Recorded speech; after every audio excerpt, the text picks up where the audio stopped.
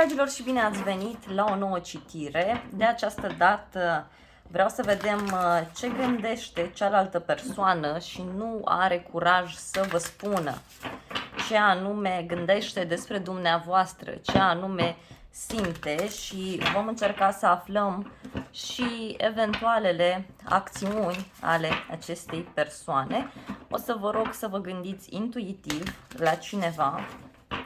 Și de asemenea vă invit să vă abonați canalului, să lăsați un like, un comentariu dacă simțiți nevoia, și de asemenea vă rog să țineți cont de faptul că este o citire generală, așa că vă rog să luați de aici doar mesajele care se potrivesc cu situația dumneavoastră. Se pare că citirea deja a început. Această persoană, să știți că începe să conștientizeze faptul că aveți un rol important în viața lui sau în viața ei. Este o persoană care pur și simplu simte o iubire pură, abia acum conștientizează, abia acum își dă seama de greșelile pe care le-a făcut. Își dorește foarte multă iubire din partea dumneavoastră. Este o persoană care v-ar spune că își dorește să repare relația. Este cineva care poate vă privește ca pe o persoană foarte stabilă din punct de vedere financiar. Această persoană vă admiră foarte mult, să știți, pentru cei mai mulți dintre voi. Mai ales dacă sunteți doamne sau domnișoare, să știți că această persoană pur și simplu vă vede ca fiind o femeie puternică, da? Asta v-ar spune că sunteți o femeie puternică, faptul că îi pare rău, faptul că poate, cine știe, această persoană pur și simplu poate a profita de voi pe zona locului de muncă sau cu niște bani și pur și simplu v-ar spune că îi pare rău. V-ar spune că ar vrea să repare relația în sinea lui sau în sinea ei, și-ar dori să vă cumpere un cadou, să vă invite undeva într-un loc în care, nu știu, să vă simțiți bine, să fie scump, să fie frumos. Tare mult această persoană își dorește să vă vadă mulțumite, împlinite. Hai să vedem ce ar vrea să vă mai spună totuși, despre ce este vorba. Mai mult de atât vreau pentru voi.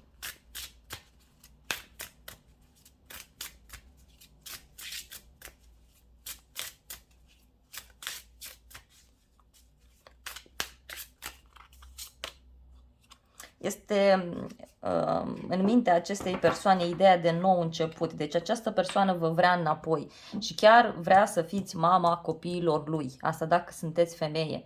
Persoana la care vă gândiți voi, să știți că are intenții foarte, foarte bune. Și chiar v-ar spune că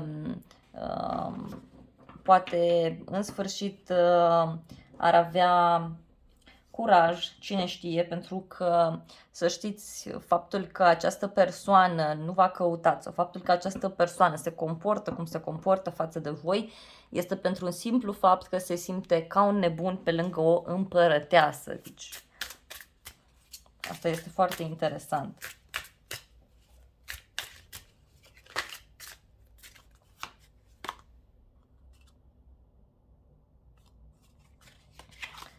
Se gândește că îi pare rău faptul că poate nu a vrut un copil cu voi sau faptul că s-a comportat dintr-un anumit punct de vedere cu voi, faptul că v-a respins, faptul că poate v-a călcat visele în picioare și să știți că îi pare rău pentru ceea ce a făcut și acum parcă vrea să vă aibă înapoi.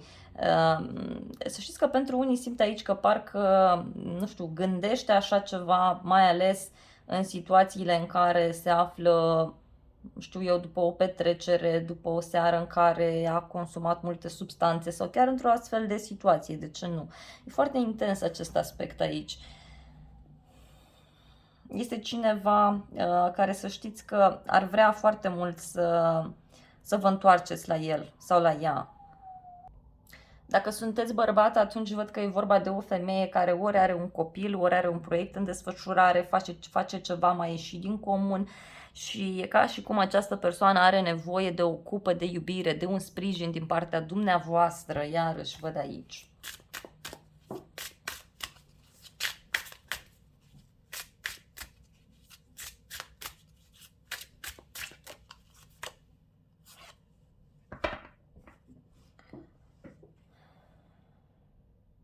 Să știți că această persoană își face foarte multe gânduri în ceea ce vă privește. Văd că este o persoană foarte rațională, o persoană poate ușor mai singuratică din fire, o persoană care este plină de ea sau plin de el și din acest punct de vedere posibil să nu vă fi căutat sau din acest punct de vedere posibil să se comporte așa.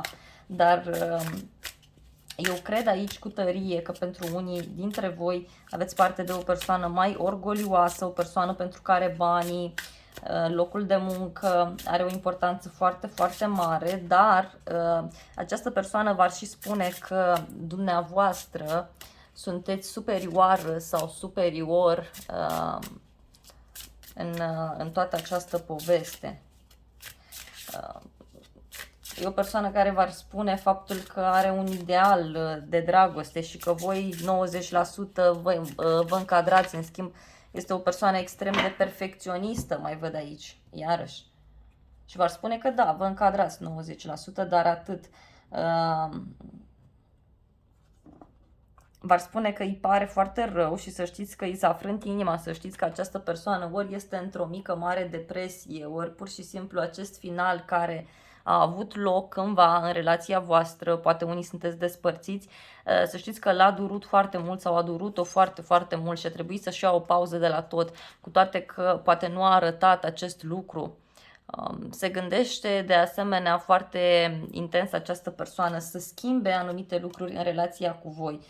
Stă pe gânduri, pur și simplu se simte la pământ, dar de acționat văd că momentan nu acționează. Nu văd bâte, nu văd acțiune. Da? E o persoană care mai mult e cu teoria, cum să spune.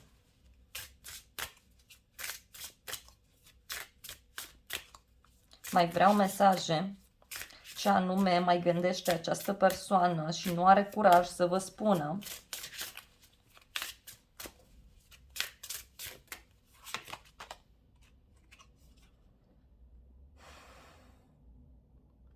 Această persoană ori,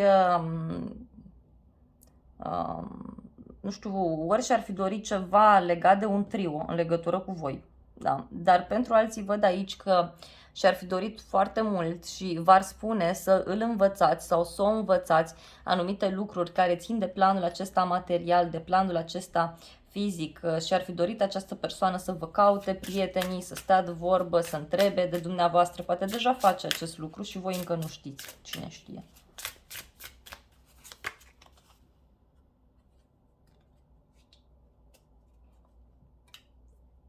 Această persoană să știți că și-ar dori foarte mult măcar să mai stea de vorbă cu voi, măcar să îl mai învățați sau să o mai învățați câte ceva, măcar să vă mai vedeți în calitate de prieteni, însă nu are curajul să vă spună. Așa că dacă vreți să vă împăcați sau dacă vreți să reluați legătura, știu eu, dacă faceți așa ceva, deci dacă îi spuneți, uite, hai să fim prieteni, hai să fim prietenă, cu siguranță lucrurile ar fi benefice aici. Văd că e o persoană foarte, foarte visătoare aici, e ca și cum își dorește foarte mult acel lucru, dar uitați câtă apăsare simte și pur și simplu câte iluzii își face, deci cum încearcă să nu vă arate așa ceva, să nu care cumva să aflați voi ceea ce gândește această persoană, nici măcar să nu aflați voi cât suferă această persoană, nici măcar nu vrea să deschidă subiectul, posibil chiar să și evite ca dumneavoastră să aflați aceste aspecte. Hai să vedem câte arcane majore aveți. Aveți împărăteasa, nebunul și cred că atât. Da, să știți că această persoană totuși își dorește un cămin cu voi, își dorește o familie cu voi, își dorește un confort, dar nu are curajul să vă spună.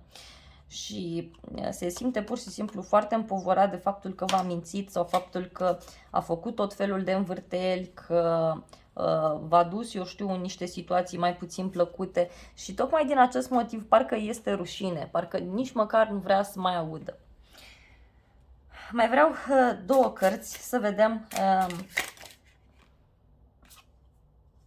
acțiuni. Da. În următoarea perioadă, această persoană, mai ales dacă e vorba de un bărbat, văd că o să meargă la o petrecere, la o întâlnire, la, nu știu, un chef, ceva, se întâlnește cu cineva, stă de vorbă, bea un pahar, două, trei. și apoi vă poate contacta sau e cineva care vă poate invita la o petrecere undeva anume. Poate chiar cine știe, dumneavoastră aflați un lucru important printr-un alt bărbat. Ăslallt e plin de viață, e mai pozitiv, mai altfel, mai ciudat, ca să spun așa. Posibil chiar să-și dea drumul la gură sau să se plângă, să spună anumite lucruri despre dumneavoastră și despre faptul că ar vrea să vină la o vreme de seară, ar vrea să vă caute, să vă ofere, știu eu, poate o noapte frumoasă, poate să stea împreună cu dumneavoastră și e posibil, da, să se, ca nu știu, ceva ce se întâmplă acolo, ia să vedem mai exact ce se întâmplă acolo. Wow, are legătură, nu știu, fac ei o nouă activitate, se întâmplă ceva, apare o nouă persoană sau e ca și cum ceilalți spun, domnule, dar unde este persoana asta, unde este femeia cu care erai sau ce mai face persoana respectivă și atunci el efectiv să izbucnească, să-și amintească, să nu poată să mai rămână și văd că o să acționeze în legătură cu dumneavoastră, însă într-un mod total diferit față de cum vă așteptați voi. Ia să vedem despre ce-i vorba, cum anume acționează. Wow, prea multe cărți, până la urmă au sărit. Este foarte stresat, da? Este foarte stresat aici, foarte, foarte stresat. Și se gândește, însă să știți că o să vină spre dumneavoastră, însă foarte încet, adică o să dureze, cum s-ar spune. O să dureze pentru că e ca și cum ar sta și v-ar privi, v-ar urmări, ar sta aici după voi.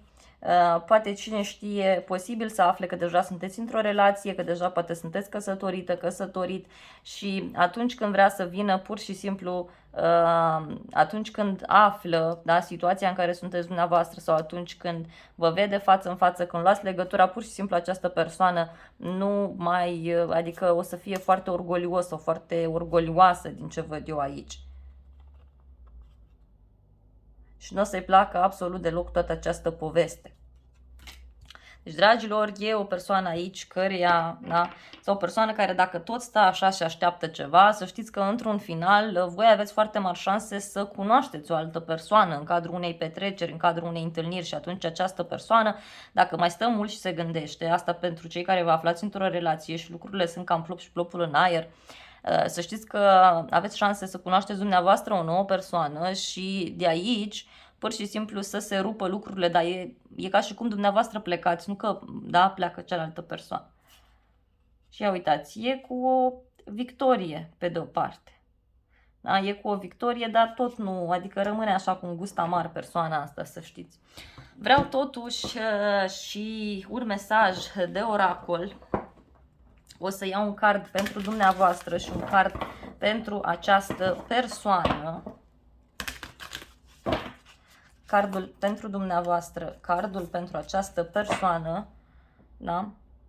Și aici vi se spune să aveți încredere că totul o să fie bine, dar totuși eu văd, nu știu, ori să fie o relație foarte stabilă, să se schimbe lucrurile, că s-ar putea așa și așa ceva, dar ar trebui multe sacrificii din partea acestei persoane, adică să se maturizeze, cum s-ar spune.